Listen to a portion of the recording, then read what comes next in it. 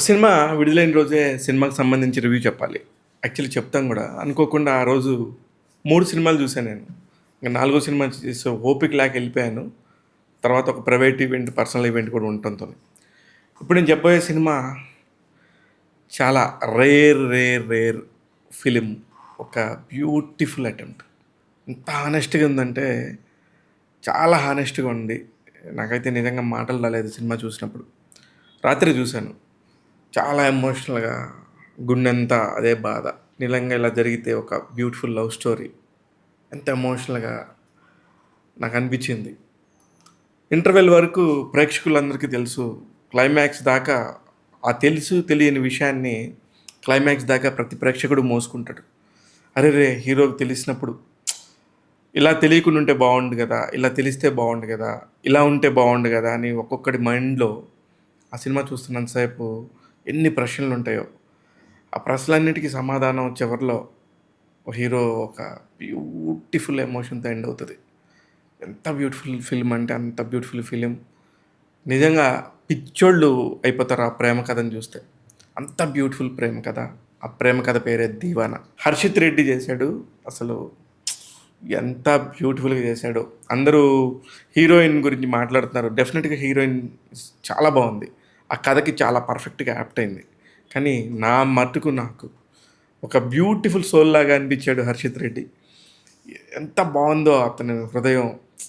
ఎందుకంటే క్లైమాక్స్‌లో నేను చూసినప్పుడు ఓకే. ఓకే. ఇంత బాగా చేశాడే! ఇతనికి ముందే తెలుసు. వాళ్ళ చుట్టుపక్కలోళ్ళు ఎవరేం ఫీల్ అవుతారో అని అతను ఫీల్ అవుతున్నాడు తప్ప, అతని ప్రేమలో ఎంత నిజాయితీ ఉంది. అసలు ఇంత కల్మషం లేదు కదా! ఎంత నిజాయితీ గల ప్రేమ కదా! ఎంత దమ్మున్న ప్రేమ కదా అనిపించింది. చాలా చాలా బ్యూటిఫుల్‌గా ఉంది. ఇకపోతే తన చుట్టుపక్కల క్యారెక్టర్స్ నరేష్ గారు, ఝాన్సీ గారైతే మదర్, ఫాదర్ రోల్స్‌లో హర్షిత్‌కి ఎంత బాగున్నారో. అసలు మిడిల్ క్లాస్ కష్టాలు, మిడిల్ క్లాస్ ఆనందాలు, మిడిల్ క్లాస్ కోపాలు, మిడిల్ క్లాస్‌లో కోపమొస్తే ఇంట్లో నెట్టేయటాలు, గెంటేయటాలు భలే ఉన్నాయి. అన్నీ కూడా మన దగ్గర నుంచి చూసినట్టు. నాకు అన్నిటికంటే అసల ఆ విలేజ్‌లో అంటే ఐ మీన్ ఆ ప్లేస్ వాళ్ళ ఇంటి ఉన్న ప్లేస్ నాకు నచ్చింది. ఇంటెదురుగా ఒక లాయర్ ఉంటాడు. ఇంటెదురుగా ఒక పోలీస్ ఉంటాడు. ఇంటెదురుగా ఒక అక్కడ పని చేసుకునే వాళ్ళు ఉంటారు. చాలా బాగా అనిపించింది. అంటే ఒక మధ్య తరగతి వాడు ఎక్కడుంటాడో అక్కడ ఉన్నారు వాళ్ళందరూ గూడా. లక్డికాపుల్లో లేకపోతే చిలకలగూడ లాంటి ఒక ప్లేస్‌లో చాలామంది కనెక్ట్ అయ్యే ఒక సినిమా ఇది. ఎంత బ్యూటిఫుల్ కంపోజిషన్ అంటే డైరెక్టర్ పాయింట్ ఆఫ్ వ్యూలో నుంచి ప్రతి ఒక్క ఫ్రేమ్ గూడా సినిమా స్టార్ట్ అయినప్పటి నుంచి అలా స్లోగా మూవ్ అవుతుంటది. ఏందిరా ఈ ముగ్గురు చిచ్చరగాళ్ళతోని ఏంది ఈ సినిమా? ఎందుకిది ఇంత స్లోగా ఉంది అనే ఒక మైండ్ సెట్ ఒస్తది. ఇంటర్వెల్ దగ్గరికొచ్చాళ్ళకి అర్రె! అబ్బా! అని ప్రాణం చివుక్కుమంటది. ఇంటర్వెల్ దగ్గర నుంచి అసలు ఈ కథని ముందుకెలా తీసుకెళ్తాడు? దర్శకుడు అనుకుని ఒక క్యూరియాసిటీ ఎవరికైనా ఫార్మ్ అవుద్ది. అందుకనే ఈ కథ పాయింట్ ఆఫ్ వ్యూలో నేను అసలు ఏం మాడట్ల. ముగ్గురు చిచ్చోరిగాళ్ళని చెప్పాను గదా! ఆ ముగ్గురు గురించి చెప్తాను. హర్షిత్ రెడ్డికి ఇంకొక ఇద్దరు ఫ్రెండ్స్ ఉంటారు. చెడ్డీ బడ్డీ దోస్తులు. ఒకటిని ముగ్గురు తాగే దోస్తులు. వాళ్ళలో నర్సింగ్ అనే కుర్రోడు నాకు తెలుసు. విక్రమ్ క్యారెక్టర్ చేశాడు అతను. ఇంకొక అతను లావుగా ఉన్నాడు. అతని పేరు అనిల్ అనుకుంటా. I'm not sure. బాగున్నాడు అతను కూడా. ఒక ప్రతి ఒక్కళ్ళకి ఒక ఎమోషనల్ బాండింగ్, ఒక ఎమోషనల్ పాయింట్, ఒక హై మూమెంట్ ప్రతి ఒక్క ఆర్టిస్ట్‌కి ఉంది ఇందులో. ఝాన్సీ గారికి ఉంది, నరేష్ గారికి ఉంది, ఈ ఫ్రెండ్స్ ఇద్దరికి ఉంది. హీరోయిన్ ఫ్రెండ్‌కి ఒక అమ్మాయికి ఉంది. హీరోయిన్‌కి, హీరోకి అయితే ఇంక చెప్పలేనన్ని ఉన్నాయి. అక్కడ అన్నిటికంటే ముఖ్యంగా రఘు కారుమంచి. రఘు కారుమంచి చాలా కమెడియన్‌గా బుల్లెట్ దిగినప్పుడు ఎన్టీఆర్ నీకు కొవ్వెక్కువైంది. నీకు తెలియట్లేదు బుల్లెట్ దిగా అంటే అలాంటి జోకు కామెడీకి మాత్రమే అతను పనికొస్తాడనుకున్నాం. ఒక ఎమోషనల్ పాయింట్‌లో తండ్రి గురించి కొడుక్కి చెప్తున్నప్పుడు ఎంత గొప్పగా నటించాడో అనిపించింది. అందరికి ఒక్కొక్క సీన్‌లే హైలైట్ సీన్స్. వీళ్ళందరికీ తలా ఒక్కొక్కటి 2 సీన్స్ హైలైట్ సీన్స్ ఉన్నాయి. సినిమా మొత్తం మీద ఒక 15 సీన్స్ అద్భుతంగా ఉంటాయి. లాస్ట్ క్లైమాక్స్ అసలు ఇంకా దాని గురించి మాటలు లేవు. అంత బ్యూటిఫుల్ క్లైమాక్స్ రాసుకున్నాడు దర్శకుడు. ఇకపోతే హీరోయిన్ వంట చేస్తుంటే హీరోయిన్ ఫ్రెండ్ వచ్చి హీరోయిన్ ఫ్రెండ్‌ది ఒక టేబుల్‌లోంచి లాగి ఒక పాయింట్ చెప్తది. ఏమి ఫీల్ అయ్యానంటే, అరే! భలే రాసుకున్నాడయ్యా కథ. చాలా సింపుల్‌గా రాసుకున్నాడు దర్శకుడు అనిపించింది. ఆ దర్శకుడే శ్రీకాంత్, సంగీత్ శెట్టి. అరే! ఎంత ఎమోషనల్ అయ్యాడు నిన్న సినిమాకి సంబంధించి ఒక ప్రెస్ మీట్ జరుగుతుంటే. కానీ నాకు అర్థం కానిది ఏందంటే ఇక్కడ ఈ సినిమాకి సంబంధించి ఏ సర్టిఫికేట్ ఇచ్చారు?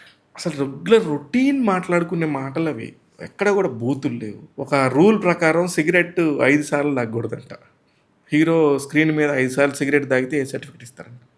నాకు తెలిసి 2 సార్లో 3 సార్లో ఉంది. ఓకే. ఒకసారి తాగితేనేంటి, 100 సార్లు తాగితేనేంటి?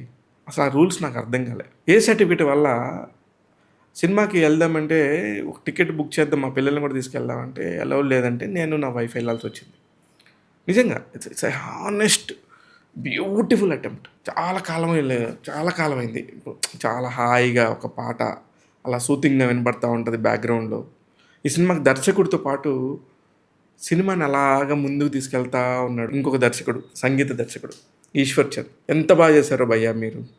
మీ ఎమోషన్లో న్యాయం ఉందనిపించింది. ఇకపోతే ఇలాంటి ఒక కథను నమ్మి ముందుకు తీసుకెళ్ళిన నిర్మాతల గురించి మాట్లాడాలి. వాసు అండ్ శ్రీదేవి గారు. అరే ఎంత బ్యూటిఫుల్ అటెంప్ట్ మేడం. మీ మనసులు ఎంత మంచిగా ఉన్నాయి. ఇంకా ఒక బ్యూటిఫుల్ లవ్ స్టోరీ చెప్పాలనే తపన మీకు ఇంకా ఎంత బాగుందో అనిపించింది. నిజంగా ప్రతి ఒక్క క్రాఫ్ట్ గురించి మాడాలనిపించింది ఈ సినిమా చూస్తుంటే. అంత ఎమోషనల్గా నన్ను ముందుకు తీసుకెళ్ళింది. డెఫినెట్గా సెన్సార్ బోర్డు వల్ల ఎస్పెషల్లీ తెలుగు వాళ్ళు ఎంత ఇబ్బంది పడుతున్నారు. మొన్న దండోరా అనే ఒక సినిమా వచ్చింది. మీకు గుర్తుంటే December 25 రిలీజ్ అయింది. ఒక్కరోజు అటు ఇటు ఏదైనా ఉందేమో నాకు గుర్తులేదు, కానీ December 25 రిలీజ్ రోజున ఆ సినిమా థియేటర్లో పడలేదు. దానివల్ల ప్రొడ్యూసర్కి ఎంత నష్టం. మళ్ళీ దానికి ఏ సర్టిఫికెట్ ఇచ్చారు. ఎక్కడో ఏదో జరిగిందని. ఏదైనా జరుగుతుంటేనే కదా కథలు పుట్టేది. ఆ కథలు చంపేస్తున్నారు ఈ సర్టిఫికెట్ల వల్ల, ఈ సెన్సార్ల వల్ల. మనం అనుకుంటున్నాం మనం సెన్సార్ బోర్డు ఇలా మంచిని ప్రేరేపిస్తుందని. మీరు చెప్పే మంచి వల్ల కంటే బయట నుంచి వచ్చే సినిమాలు కొన్ని కోట్ల మంది చూస్తున్నారు. అమెజాన్ వెబ్ సిరీస్లు కానీ, నెట్ఫ్లిక్స్ వెబ్ సిరీస్లు కానీ, హాట్స్టార్ వెబ్ సిరీస్లు కానీ చూడని వాళ్ళు మీలో ఎంతమంది ఉన్నారో మీరు ఒకసారి గుర్తు చేసుకోండి. ఈవెన్ సెన్సార్ బోర్డు మెంబర్స్ కూడా. అందరూ ఇది ఒక కథ, ఒక ప్రపంచంలో కథ నడుస్తుంది. చెప్పనీయండి, కథల్ని చెప్పనీయండి, కథల్ని హాయిగా ఊపిరి పోసుకొనియండి. ఇంత మంచి కథ తీస్తే థియేటర్లో 18 years లోపే పిల్లలు రావడానికి అలౌడే లేదంటే అలాంటి వాళ్ళు చూడాల్సింది కదా. పాడైపోతున్న వాళ్ళు పాడు కాకుండా వాళ్ళకంటూ ఒక లక్ష్యాన్ని నిర్దేశించే కథ ఇది. అలాంటి కథని మీరు ఎలాగా వద్దనుకుంటున్నారో నాకు అర్థం కావట్లేదు. అసలు వాట్ ఈస్ ద నామ్స్? నిజంగా రేవంత్ రెడ్డి గారు, నిజంగా చెప్తున్న సినిమా ఇండస్ట్రీ తరపు నుంచి ఎవరు ఒక్క అడుగు కూడా ముందేయట్లేదు. వాళ్ళకి ప్రతి వారం నష్టం జరుగుతుంది. సెన్సార్ ఇష్యూస్ వల్ల ప్రతి వారం ఇబ్బంది జరుగుతుంది. నాకు తెలుసు వ్యక్తిగతంగా, నేను 24 ఏళ్ళుగా ఇండస్ట్రీలోనే ఉన్నాను. ప్రతి వారం వాళ్ళు సెన్సార్ బాధలు చెప్తుంటే ఒక్కొక్కరు ఎంత బాధలో మీరు గమనించాలి. రేవంత్ రెడ్డి గారు ప్లీజ్, మిమ్మల్ని అడ్రస్ చేస్తాను. ఒకసారి అది మాకు సంబంధం లేదు సెంట్రల్ బోర్డు అంటారు. సెంట్రల్ బోర్డు అంటే కూడా మన భారతదేశంలోదే, అది బయట నుంచి ఎక్కడి నుంచో రాలేదు. మన వాళ్ళందరూ వెళ్ళి కూర్చుంటే మన ఫిలిం ఛాంబర్ వాళ్ళు, మన 24 శాఖలకు సంబంధించిన వాళ్ళు వెళ్ళి ఇన్ని రకాలుగా బాధలు పడుతున్నారు మన సినిమా వాళ్ళు. అంతా సినిమా అయిపోయి సినిమా బాగుందని చెప్పేసి ఒక సర్టిఫికెట్ ఇష్యూ చేయమని చెప్పేసి అంత బాగుందన్నారు కదా అని వెళ్తే, అవును కదా మర్చిపోయాను మీ సినిమా టైటిల్ మార్చామని చెప్పారట. నేను మాట్లాడుతుంది విత్ ప్రూఫ్స్తో మాట్లాడుతున్నాను. ఎన్ని రకాల బాధలు. పోరాబాయ్ అంటారు. అవన్నీ పెద్ద బూతులు అనుకుంటున్నారేమో.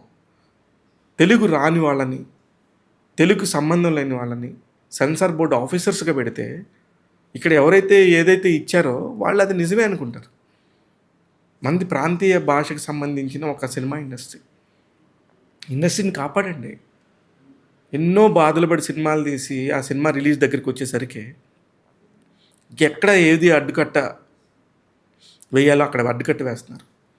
ఒక కర్ణుడి చావుకి 100 కారణాలు అన్నట్టు ఒక సినిమాని చంపేయటానికి 101 కారణాలు. అందులో మీరు కూడా చేరిపోయారు. సినిమాని చంపొద్దు, వీలైతే సినిమా వాళ్ళకి హెల్ప్ చేయండి. సినిమా సెన్సార్ బోర్డు అనేది రిస్ట్రిక్ట్ చేస్తుంది సర్టిఫికేట్ని డివైడ్ చేయడానికి. వన్స్ మీరు ఏ సర్టిఫికేట్ ఇచ్చేసినాక మీరు ఇంకా సినిమా కట్ చెప్పి ఉపయోగం ఉంది. ఇచ్చినప్పుడు ఎలా ఇస్తున్నారు? మీరు ఏ ప్రాతిపదికన ఇస్తున్నారు? మీరు U/A ఇచ్చిన సినిమాల్లో ఎన్ని తలకాయలు లెగిసిపోయి ఎన్ని పుచ్చకాయలాగా రక్తం పారిన U/A సర్టిఫికేట్ సినిమాలు నేను 100 చూపిస్తాను. ఆ నామ్స్ ప్రకారమే చేస్తే. నాకెవరి మీద వ్యక్తిగతంగా కోపం లేదు. ఒక మంచి సినిమా చచ్చిపోతుందనే బాధ. చంపొద్దు. మీరు ఒకసారి ఆలోచించండి. మీ వల్ల ఎన్ని జీవితాలు నాశనం అయిపోతున్నాయో. చాలా బాధగా ఉంది నిజంగానే. నిజంగా ఆ డైరెక్టర్ పాయింట్ ఆఫ్ వ్యూలో ఆలోచిస్తేనో, ఆ నిర్మాత పాయింట్ ఆఫ్ వ్యూలో ఆలోచిస్తేనే సినిమాలో దమ్ము లేక ఆడకపోవటం, సినిమాలో కంటెంట్ లేకపోవటం అది వేరే విషయం. కంటెంట్ ఉన్న ఒక సినిమా చచ్చిపోతుంది మన కళ్ళ ముందంటే ఎంతో బాధాకరం. అన్‌ఫార్చునేట్‌లీ ఒక మంచి సినిమాని ఎవరు చంపేయలేరు. ఎన్ని సెన్సార్ కారణాలైనా, ఇంకో కారణమైనా. ఎక్కడికక్కడ చూస్తాడు ప్రేక్షకుడు. ప్రేక్షకుడు చూస్తాడు కానీ, దానికి సరైన రెవెన్యూ రాకపోతే ఆ నిర్మాతకి ఇంకో సినిమా చేసే గట్స్ రావు. మీలాంటి వాళ్ళ వల్ల, మీలాంటి సహాయం చేయడం పక్కన పెడితే, చేసే సహాయాన్ని ఆపటం వల్ల ఎంతమందికి ఎన్ని రకాల నష్టాలు జరుగుతున్నాయో చెప్పాలనుకున్నాను. ఎస్పెషల్లీ 'దీవానా' సినిమాకు. అరే వాట్ ఏ పర్ఫార్మెన్స్‌లు! ఎంత మంచి బ్యూటిఫుల్ కథ. ఏంటి సార్ అసలంత ఇంత బ్యూటిఫుల్ కథ తీసేశారు. ఇంత నిస్సహాయంగా మిగిలిపోయారు. పోరాడండి. తప్పు లేదు. ఇంకా ఇంకా ఇంకా పబ్లిసిటీ గానీ, జనాల్ని థియేటర్ రప్పించుకోండి. ఒక టికెట్ మీద ఇద్దరిని రంపిస్తామని చెప్పండి. పబ్లిసిటీ చేయండి. వస్తారు. 1 వీక్ తర్వాత హాల్స్ నిండిపోతే ఆ తర్వాత మీరు మామూలుగానే బిజినెస్ చేసుకోవచ్చు. So happy. నేను 'దీవానా' లాంటి ఒక మంచి బ్యూటిఫుల్ సినిమా చూశాను. నా ఫ్యామిలీకి చూపించాను. ఇంకా నేను ఇప్పుడు ఈ రివ్యూ ద్వారా ఒక 10 మందికైనా వెళ్తే గనుక ఒక 10 టికెట్లు తెగితే కూడా నేను చాలా హ్యాపీ ఫీల్ అవుతా. ఎందుకంటే అలాంటి దర్శకులు రావాలి, అలాంటి నిర్మాతలు రావాలి, అలాంటి సంగీత దర్శకులు రావాలి. విచిత్రం ఏంటంటే వీళ్ళందరూ కొత్త వాళ్ళే. వీళ్ళని బతికించండి. వీళ్ళని బతికించకపోతే తర్వాత తరాల వాళ్ళకి మనం అంతా ఇంకా నెట్‌ఫ్లిక్స్, అమెజాన్‌లోనే చూస్తాం. వీళ్ళు చెప్పే కుహానా బూతులు అందరికీ తెలిసినవే. కాకపోతే చెప్పుకోలేము గట్టిగా. ఎంత దారుణమైన సెన్సార్ బోర్డు అభిప్రాయాలు, రూల్స్ ఉన్నాయో అన్నీ కొంచెం మార్చుకొని సొసైటీకి పనికొచ్చే విధంగా ఏమన్నా చేస్తే మంచిది అని నేను గట్టిగా కోరుకుంటున్నాను ట్యాగ్ తెలుగు యూట్యూబ్ ఛానల్ ద్వారా. 'దీవానా' సినిమాకి సంబంధించి నా రేటింగ్ 3.5/5. నేను మీ శివమల్లల. చూస్తూనే ఉండండి ట్యాగ్ తెలుగు. ఇలాంటి అనేక విషయాల గురించి ఎప్పటికప్పుడు మీతో మాట్లాడుతూ ఉంటాను.